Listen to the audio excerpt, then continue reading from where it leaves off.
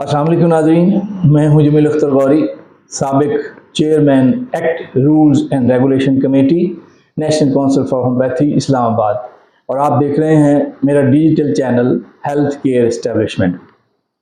नाज़रीन, आज का जो वीलॉग है उसमें हम दो तीन बातें जो है वो आपके साथ शेयर करेंगे। एक तो ये कि जो नेशनल काउंसिल फॉर होम्योपैथी का इलेक्शन जो हो रहा है वो उसकी ताज़ा तरीन सूरत हाल जो है वो आपके साथ शेयर करेंगे, और दूसरा ये कि कुछ इतराज़ात जो है मुख्तलिफ कैंडिडेट्स ने किए उस इलेक्शन में, और रिटर्निंग ऑफिसर ने जो है वो इतराज़ात जो हैं वो तस्लीम नहीं किए। और तीसरी बात ये कि कुछ कैंडिडेट्स ने जो है वो एप्लीकेशन जो है वो कानून के मुताबिक सेक्रेटरी हेल्थ को जो है वो जमा करा दी है, और देखना ये है कि क्या अब होम्योपैथिक काउंसिल के जो कैंडिडेट्स की जो लिस्ट आ गई है उसमें से कुछ लोग जो है वो डिस्क्वालीफाई होंगे, कुछ लोग नाअहल करार दिए जाएंगे या नहीं। तो ये आज ये तीन चीज़ें जो हैं वो आज हमने आपके साथ डिस्कस करनी है। तो सबसे पहले हम बात करते हैं कि नॉमिनेशन का जो टाइम था वो गुज़श्ता इतवार तक था, वो ख़त्म हो गया। उसके बाद इतराज़ात का, कानून के मुताबिक इतराज़ात का एक दिन होता है, और उसमें जब वो इतराज़ात जो है वो एक दूसरे के खिलाफ इतराज़ात जो है रिटर्निंग ऑफिसर को पेश किए गए, तो वहाँ पे कुछ मेंबरान में जो है वो तलख कलामी हुई और नौबत जो है वो हाथापाई तक पहुंच गई। अच्छा, वहाँ जो एक एतराज़ जो अलायंस है, होम्योपैथ्स अलायंस पाकिस्तान, उनके कुछ कैंडिडेट्स ने वैसे तो कुछ एतराज़ात और भी किए। तो इस मरतबा जो बुनियादी एतराज़ था वो ये था कि जो एक्ट है, एक्ट के मुताबिक, एक्ट की सेक्शन 9 है और उसकी सब सेक्शन 3 है, वो ये कहती है कि member shall be eligible for renomination और reelection to the council on the expiry of the prescribed term. ये एक कानून है, और वो ये कह रहा है कि जी मेंबर जो है वो री नॉमिनेट भी हो सकता है और री इलेक्शन में भी वो जा सकता है, और लेकिन जब उसकी टर्म ख़त्म हो जाएगी। अच्छा, अब टर्म्स कितनी होती है मेंबर की, वो इसमें रूल 15 में दी हुई है। रूल जो 15 है उसमें term of office of members है, और उसमें जो टर्म है वो ऑफिस मेंबर की, एक काउंसिल के मेंबर की, वो 5 साल तक है। अच्छा, इसमें ये है कि जो मौजूदा काउंसिल है वो नवंबर 2018 में इनके गालिबन नोटिफिकेशन हुए थे। तो नवंबर 2018 से लेके 19, 20, 21, 22, 23, नवंबर 23 तक इनकी जो है वो मुद्दत है। तो अभी इनकी जो वो मुद्दत है वो चल रही है, और अभी ये मेंबर हैं। और काउंसिल का जो इसमें जो एक्ट है, एक्ट के अंदर वो ये एक इसी की सेक्शन 9 की सेक्शन 5, सब सेक्शन 5 है, जिसमें वो ये कह रहा है कि इलेक्शन जो है वो 3 माह पहले जो है वो हो जाना चाहिए नेशनल काउंसिल फॉर होम्योपैथी का। जब उसकी टर्म खत्म हो रही है तो उससे 3 माह पहले हो जाना चाहिए। तो ये भी ठीक है कि 3 माह पहले इलेक्शन हो जाना चाहिए, लेकिन ऊपर वाली जो जो जो शिक है जो कह रही है कि जो मेंबर है वो री नॉमिनेट हो सकता है, री इलेक्शन में आ सकता है, और लेकिन कब आएगा, अपनी टर्म खत्म होने के बाद। चलें, ये उन्होंने एतराज किया, तो इसी दौरान जो है वो झगड़ा हो गया। वो झगड़ा हुआ तो रिटर्निंग ऑफिसर साहब जो है वो चले गए, वो छोड़ के चले गए कि जी मैं जो है वो मैं सबको रिटर्न जो है वो मैं तहरीरी वो बता दूंगा, अपनी लिस्ट लगा दूंगा कि किसके कागजात मंजूर हुए और किसके मुस्तरद हुए। तो वो चले गए छोड़ के। तो ये लोग जो थे, पूरे पाकिस्तान से लोग आए हुए थे, रिटर्निंग ऑफिसर साहब अपने घर चले गए। तो इन लोगों ने, जो अलायंस वाले लोग थे, ये चले गए, ये इन्होंने देखा कि जी मिनिस्ट्री में वजीर बैठे हुए हैं, वजीर साहब जो मिनिस्टर जो हैं वो हेल्थ के वो बैठे हुए हैं। चुनांचे ये सारे इकट्ठे होकर मिनिस्टर साहब के पास चले गए, उन्होंने अपना मुद्दा बयान किया और उन्होंने कहा कि जी ये सूरत हाल है। चुनांचे उन्होंने मिनिस्टर साहब ने जो है वो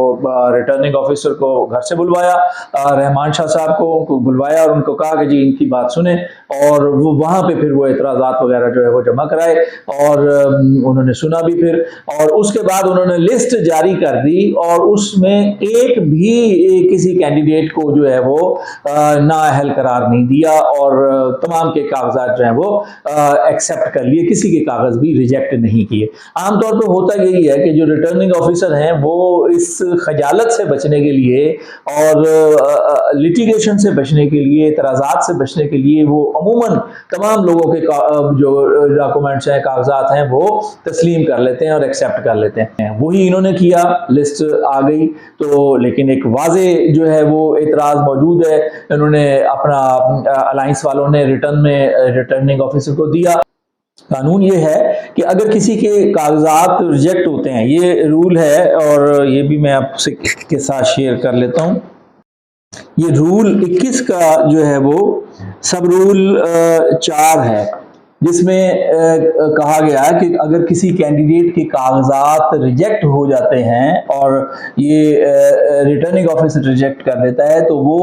2 दिन के अंदर अंदर जो है वो फेडरल गवर्नमेंट को अपील करेगा और फेडरल गवर्नमेंट जो है वो 7 दिन के अंदर अंदर इसका फैसला करेगी। अच्छा, अब यहाँ पे रूल में लिखा हुआ है कि अगर किसी के कागजात रिजेक्ट होते हैं तो बिल्कुल इसी तरह से, इसी शिक से जो है ना वो फायदा लेके कि अगर किसी के कागजात एक्सेप्ट होते हैं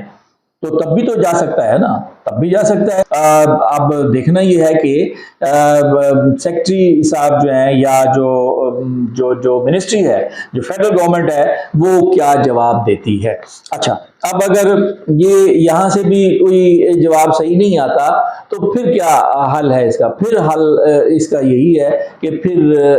जो है वो हाई कोर्ट में जो है वो इसकी अपील दायर होगी, रिट दायर होगी अगर लोग चाहेंगे तो, क्योंकि ये वाजे, मेरे ख्याल में तो बड़ा वाजे ये नजर आता है। और अगर इस तरह से अगर ये अपील इनकी हाई कोर्ट में एक्सेप्ट हो जाती है तो फिर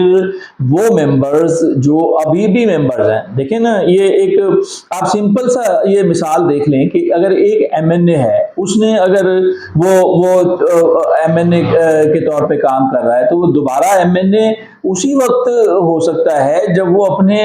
सीट से रिजाइन करेगा, इस्तीफा देगा, उसके बाद जो है वो वहां पे आएगा, तो उसके बाद वो एमएनए बनेगा। इसमें कवानीन सारे ठीक हैं कि जी 3 महीने पहले इलेक्शन का प्रोसेस जो है वो शुरू हो जाए, तो प्रोसेस तो शुरू हो गया। अब जो लोग मेंबर्स थे और जिन्होंने इलेक्शन लड़ना था वो कानून को मद्देनजर रखते हुए वो उन्हें रिजाइन कर देना चाहिए था और रिजाइन करके और फिर वो इलेक्शन लड़ते, तो फिर तो बिल्कुल ठीक थी बात। अगर ये अपील एक्सेप्ट हो जाती है, और मेरा ख्याल है कि अपील में जो जाएंगे वो, तो उनकी प्ली जो है वो यही होगी कि इसमें ऐसा नहीं है कि जी वो चाहेंगे कि जी स्टे हो जाए, या वो तो ये चाहेंगे, जो भी इसमें जाएगा, अपील में जाएगा, वो तो ये चाहेगा कि जनाब ये इलेक्शन टाइम पे होना चाहिए, लेकिन ये जो एलिजिबिलिटी ऑफ द कैंडिडेट है वो कानून के मुताबिक दुरुस्त नहीं थी, उसको देखा जाए और ये इलेक्शन से पहले जो है वो देखा जाए। अगर ये जो